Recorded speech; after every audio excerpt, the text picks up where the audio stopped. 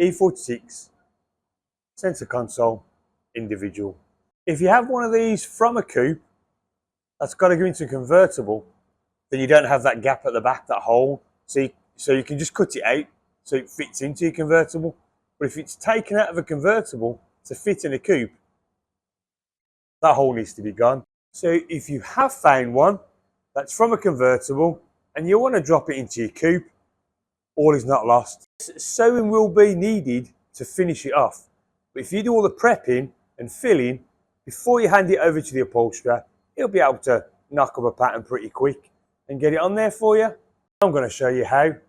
First thing you want to do is remove that panel off the back, which is going to be replaced. Get yourself a nice sharp blade and cut it at the joint stitch. So be very careful with this and use a nice sharp blade. The leather won't want to come off easy, so you can use some heat, but be careful. What the heat will do, it will make the plastic sweat and it will make it a bit easier for you to remove the leather.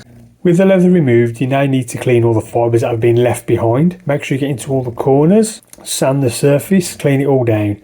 You've got to remember that the leather you're going to put on is a smooth napper. If you leave any of that behind, it will show through. Place some cardboard behind the cutout and mark it out with a pen. This will then be transferred onto some ABS plastic around about 2-3mm. Place a second piece in, and this is what the cutout section will sit on. The back of the console is not completely flat, so heat it up, get the shape, some black hot melt glue and let it cool down. Once the backing piece has cooled down, mark a straight line and cut off the excess. Next we're going to bond in the piece that we cut to shape to fill the hole. Once that's set, start sanding the surface to get it nice and smooth before you apply the filler. If you've made a good job of the templating and carefully cut the shape out, you will only use a minute amount of filler, and that's the plan. Remember to cut the excess off the bottom so it's nice and flat. The main hole filled, now I'm on to extending the bottom of the convertible console.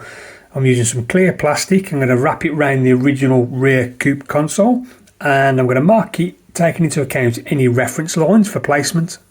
I'm then going to transfer that and align it onto the convertible rear console, making sure the bottom's nice and flat. Mark it round, and this will give me the section that's missing.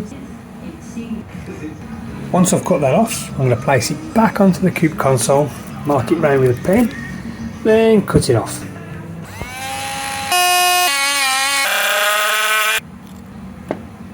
So that's looking pretty good. Now I need to fix it on. So I'm just going to hold it in place with a bit of masking, and then what I'll do, I'll make a couple of brackets out of the ABS plastic and I'll bond them onto the back just to hold it in place. The original console has a recess at the edges. That's for where the leather sits in. Obviously the coupe doesn't because it's not a leather console. So I've masked it off. I'm going to drum them out and make that a continuous line. Again, use a little bit of filler and make sure your cuts are really good so you're not using that much. To finish, give it a tickle with a sander and basically you're done.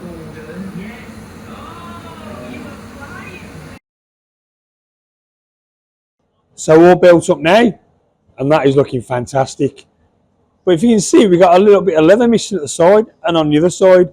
And what we don't want to do is butt some leather up to it and see it align. Yes, I'll have to butt leather up to it, and don't forget it's 0.8 of a mil, which is not full thickness, which is 1.4 mil. So 0.8 of a mil leather will butt up to it, but then we need to make it disappear so that you don't miss the next stage of how I cover that in 0.8 mil leather so it looks like an original coupe part.